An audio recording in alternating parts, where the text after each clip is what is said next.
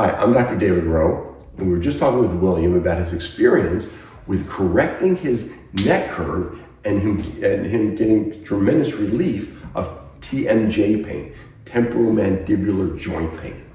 So let's say how this happened.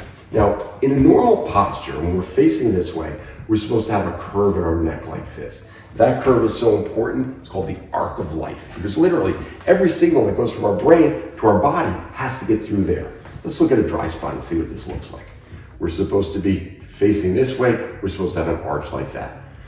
When the arch is like that, the body's strong, the posture is upright, but most importantly, the spinal cord can be nice and relaxed on the inside of the curve. But from different traumas and stresses that create spinal subluxation, the curve could reverse. And when the curve reverses, it pulls on the spinal cord and the brainstem. And the brainstem is where our cranial nerves come out of. Now, these cranial nerves send strength and energy back into the head and the face. They control our hearing, they control our vision, our smell, our ability to smell. They control the function of the muscles in the face, the temporomandibular joint. It's all controlled by these cranial nerves.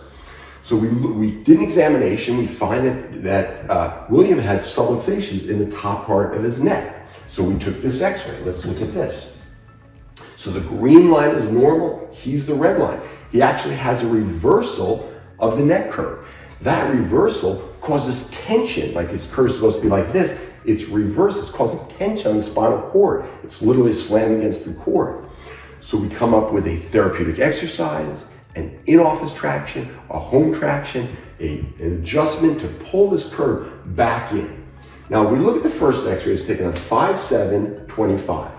We worked together for 36 visits over the course of 2.5 months, 5/7 to 7/29/25, 2.5 months later. We take this comparative x-ray and look at the beautiful curve he built. As a matter of fact, he built a little bit too much curve there, but our real focus was to pull this area to get it back into curve. Over the course of this care, his symptoms dramatically decreased and he started to feel really good. His body started to heal because we were taking stress off the nerves. Let's look at the chart. Let's look at the numbers and see if we can make some sense of this. So the normal curve in the neck is supposed to be normally minus 42 degrees. It's just a measurement to say, what's the arc of the neck like? So in minus, these are minus, and if our curve is like this, it would be plus, so it's all supposed to be minus.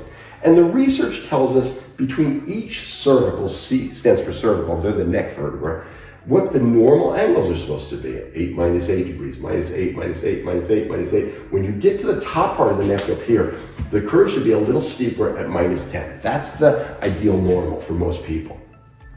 This is the findings of William's first x-ray that we took in May.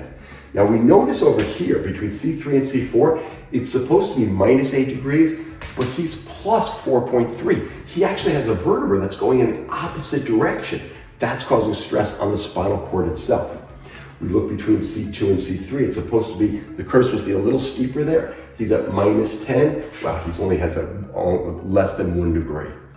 So we worked together for these 36 visits over these 2.5 months, and we take this comparative x-ray. Now, I think the biggest change right here in this C3, C4 went from plus 4.3 to minus 7.5. As the curve increased, it took the stress off the spinal cord.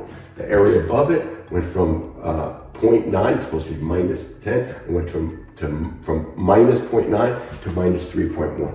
And the whole curve, which is supposed to be minus 42, and it was at minus 25, it went to minus 46.5. Made a dramatic improvement in the curve and by reducing the stress on the spinal cord. It took stress off the spinal nerves and the cranial nerves, and that's where you got the spinal and the TMJ relief from. Correct the posture, correct the spinal structure, take the stress off the nerve system, and that's how we can heal from TMJ problems.